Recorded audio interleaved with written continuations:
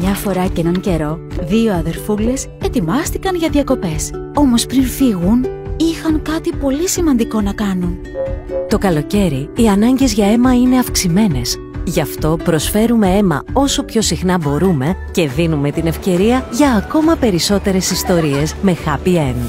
Αιμοδοτούμε τακτικά, για να ζουν οι άλλοι καλά και να νιώθουμε εμείς καλύτερα. Εθνικό Κέντρο Αιμοδοσίας.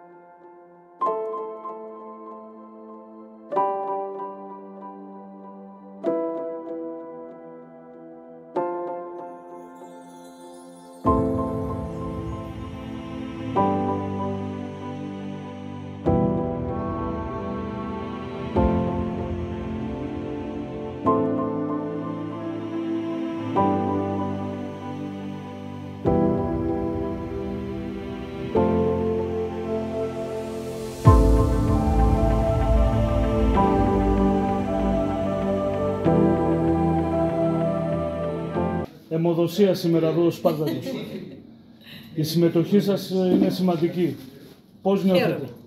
Πώς νιώθω? Ωραία. Να μην νιώθω ωραία? Θα σώσω μια ζωή.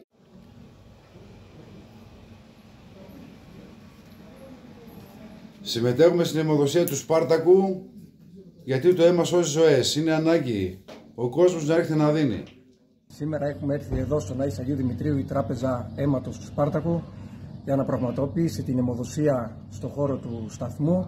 Ευχαριστούμε πάρα πολύ τον κόσμο που έχει την διάθεση και την πρόθεση να έρθει να δώσει αίμα σε αυτό το σημαντικό έργο που γίνεται στο χώρο μας. Ευχαριστούμε πάρα πολύ.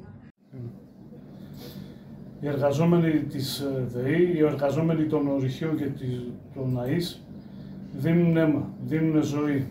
Απαντάνε έτσι σε όλη αυτή την τοξικότητα των τελευταίων ημερών, απαντάνε στο γκρίζο. Δίνουν δώρο ζωής, δίνουμε αίμα. Ας είμαστε όλοι κοινωνοί και μέτοχοι σε αυτή την όμορφη προσπάθεια της Τράπεζας Αιμοδοσίας του Σπάρτακου. Στα πλαίσια των δράσεων του Σπάρτακου, σήμερα βρισκόμαστε στον Άης Αγίου Δημητρίου. Έχουμε έρθει να δώσουμε αίμα. Με αυτή την ευκαιρία να ευχαριστήσω πολύ τη διοίκηση του σταθμού που πάντα μας στηρίζει και επίσης όλο το προσωπικό, όλους τους συναδέλφους που έχουν δώσει το παρόν. Ευχαριστούμε πολύ.